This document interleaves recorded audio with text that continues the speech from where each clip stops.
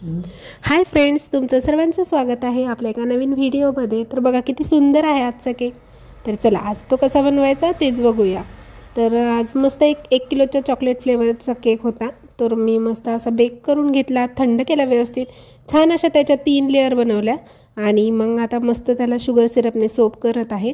तर आता मी नेहमी सांगत असते की शुगर सिरप हे बनवताना नेहमी मस्त असं फ्रेश बनवायचं आणि बरेच जणांची अशी डिमांड असते की ज्यांना गोड जास्त केक असला तर ते सांगतात अगोदर की तुम्ही गोड बनवा किंवा मग थोडासा कमीच गोड राहू द्या। तर मी त्यानुसारच ते बनवत असते।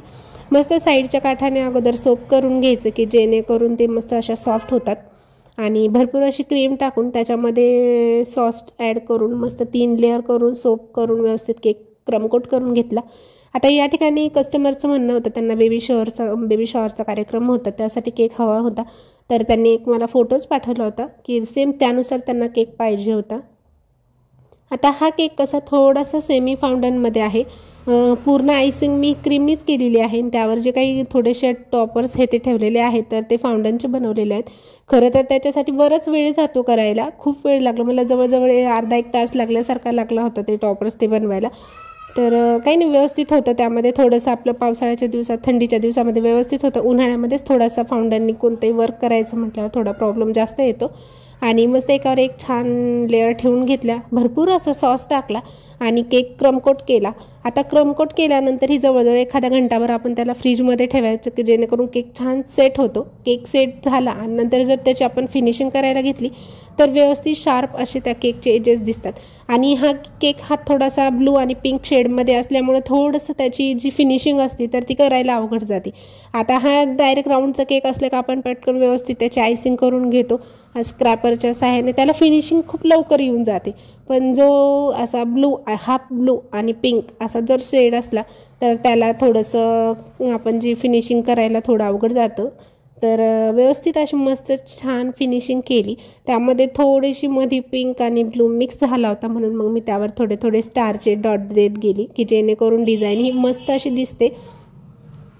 आता बघा याच्या सेम याच पद्धतीने मी अशी मस्त पिंक शेड आणि पलीकडच्या साईडने स्काय शेडची हाफ हाफ करून अशी डिझाईन बनवून घेतली। पिंक आणि ब्लू हा जवळजवळ मुलांसाठी असतो आणि पिंक हा जवळजवळ मुलींसाठी असतो। तर सेम तशा 2 शेडमध्ये हा केक मी बनवून घेतला। केकची डिझाईन पण खूप सुंदर झाली होती आणि कस्टमरला खरंच खूप मनातून आवडली। त्यांनी जसा फोटो पाठवला होता सेम त्याच पद्धतीने त्यांना तो केक मिळाला आणि या प्रकारचे भरपूर कस्टमाइज केक आपल्याला बनवता येतात। हाफ शेडमध्ये अशी मस्त मी क्रीम लावून घेतली आणि स्क्रॅपरने फक्त टर्न टेबल हाफमध्ये त्याला फिरवत गेली आणि छान अशी पिंक शेड तयार झाला। आणि आतमधल्या साईडने थोडीशी पॅलेट नाईफने क्रीम आतमध्ये टच करून घेतली की जेणेकरून त्याचे काठे पण आपल्याला मस्त असे क्लिअर दिसत गेले। खूप छान अशी फिनिशिंग झाली। यासारखे वेगवेगळे खूप सगळे आता कस्टमाइज केक निघालेले आहे, त्यामुळं कसं कस्टमर ऑर्डर देता वेळेस सुरुवातीला एखादा फोटो सेंड करतो आणि मग सेम अशा पद्धतीने आम्हाला बनवून द्या।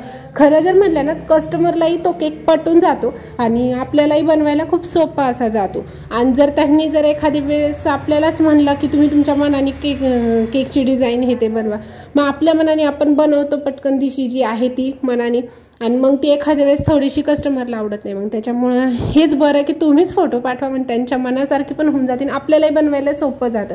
मग आपल्या मनाने म्हणलं नेमकं कोणती बनवा काय बनवा असे 56 प्रश्न असतात, त्यापेक्षा ही सर्वात सोपं। आणि मग मीही त्यांनी जसा फोटो पाठवला पटकन दिशी तशी डिझाईन अगोदर केक क्रमकट करून व्यवस्थित त्याची फिनिशिंग ते करून घेतली, छान अशी डिझाईन बनवून घेतली। त्याचे टॉपर्सही मी अगोदर मस्त बनवायला ठेवले होते आणि मस्त त्याचे टॉपर्स अगोदर 2 टॉपर बनवले ते ठेवले। थोडंसं फाउंडन पावसाळ्याच्या दिवसात आपल्या थंडीच्या दिवसामध्ये कसं थोडंसं जाड झाल्यासारखं होतं, तर त्यामुळं ते मॉइस्ट आपण म्हणतात ना मिक्स करायला वेळ लागतो जास्तीचा, तर ते मला बराच वेळ गेला त्याला मिक्स करण्यासाठी आणि मग त्याला जवळजवळ अर्धा एक घंटा गेल्यासारखा गेला, छोटे मोठे 2-3 वस्तू बनवायच्या असल्यास तर झाल्या।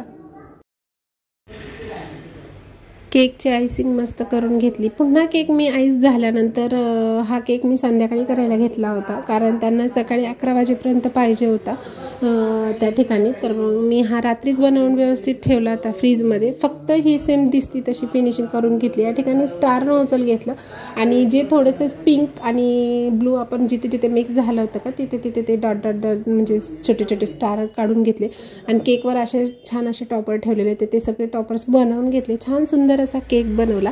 आवडल्यास लाईक शेअर सबस्क्राईब बाय।